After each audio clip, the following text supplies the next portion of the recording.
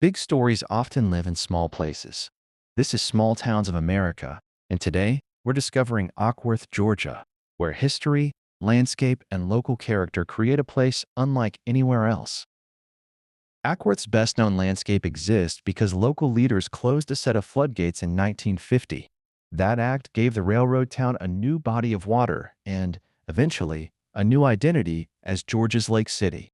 Today, Lake Acworth lies within minutes of a historic downtown whose storefronts still face the rail line that created the community.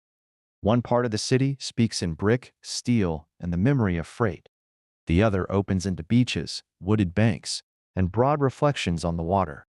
Together they explain how a small Cobb County town learned to reinvent itself without erasing the evidence of where it began. Acworth sits in northwestern Cobb County near the Bartow County line, where the rolling Piedmont rises toward the foothills of North Georgia. Lake Acworth covers about 260 acres, while nearby Lake Allatoona spreads far beyond the city. The compact center stands between these waters in a network of parks, neighborhoods, and commercial districts. The 2020 census counted 22,440 residents within Acworth's 9.02 square miles of land. Those figures describe a growing small city, but the map reveals something more distinctive. Downtown, the railroad, Lake Acworth, Cauble Park, and Logan Farm Park remain close enough to function as parts of one connected landscape. Before the modern town, this area was part of Cherokee country. Acworth's urban story began when the Western and Atlantic Railroad was built through the site in 1842. The first settlement was known as Northcutt Station, a water stop north of Atlanta. Railroad engineer Joseph Gregg renamed it for Acworth, New Hampshire. Tracks brought a recognizable pattern of depot, stores, warehouses, and homes, creating a linear town along the rail corridor. On December 1st, 1860, Georgia incorporated the area within a half-mile of the depot as the city of Acworth. The railroad had done more than provide transportation. It fixed the town center in place and gave farmers, merchants, and tradespeople a dependable connection to a wider regional economy. War severely disrupted Acworth in 1864, and many buildings were destroyed, but the town rebuilt around the same organizing line. By the late 19th and early 20th centuries, Main Street again held brick commercial blocks, banks, shops, and services.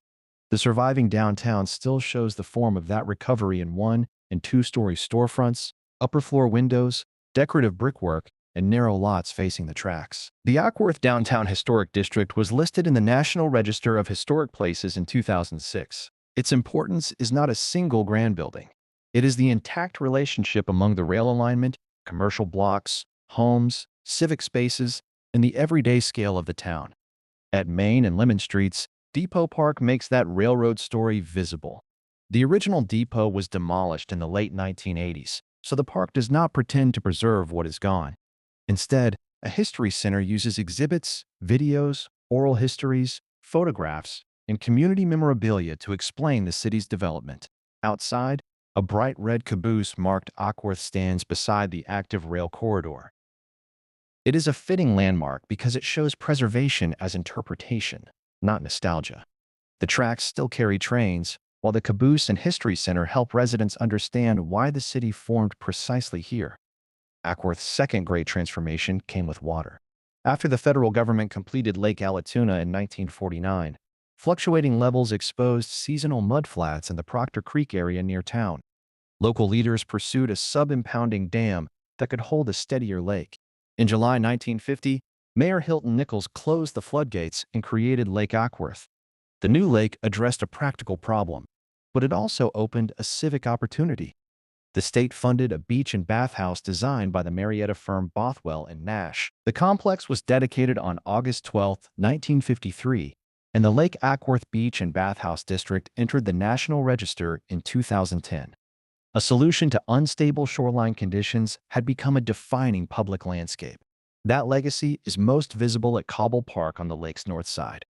The 25-acre park includes a sandy beach, boardwalk, fishing points, playgrounds, picnic areas, rental facilities, and a ramp limited to electric motorboats. The historic beach house remains part of the setting.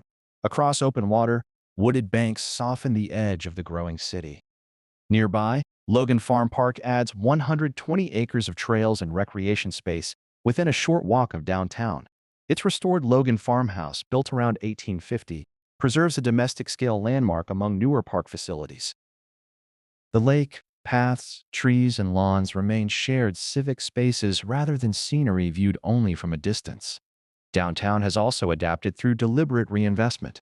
Acworth became a Georgia Main Street city in 2000 and received Georgia Exceptional Main Street recognition in 2020. Restaurants and shops now occupy the historic blocks without disguising their older proportions. Henry's Louisiana Grill offers the clearest local example. Henry and Claudia Chandler opened the restaurant on August 15, 2000, beginning with 45 seats before moving to the larger building at 4835 North Main Street. Its Louisiana cooking, lively dining room, and long record of local and national recognition made it a genuine gathering place. Brian and Taylor Cowart became its new owners and operators in late 2025, and the city marked the transition with a ribbon cutting in January 2026. The name and restaurant remain part of downtown Acworth. Acworth is not memorable because time stopped here. The original depot disappeared. Industry changed. Population and development expanded outward. Yet the city kept finding ways to make its inherited places useful. The railroad alignment anchors a National Register district. A reconstructed history center and caboose explain what the depot once meant. A lake created to solve a shoreline problem now supports beaches, parks, and a civic identity. An 1850 farmhouse serves new gatherings, and a restaurant opened during downtown's revival continues under new ownership. Acworth's story is the bond between those adaptations. Brick storefronts, steel rails, a red caboose, the beach house, and calm water all belong to one place because each generation found a new reason to keep them connected. That is the payoff behind the Lake City name. Acworth's defining landscape was made, but its character has been built and rebuilt over nearly 2 centuries. Thank you for watching. With a special thank you to current subscribers, please like and subscribe to Roads Through History. If you would like to hear your city featured, tell us in the comments.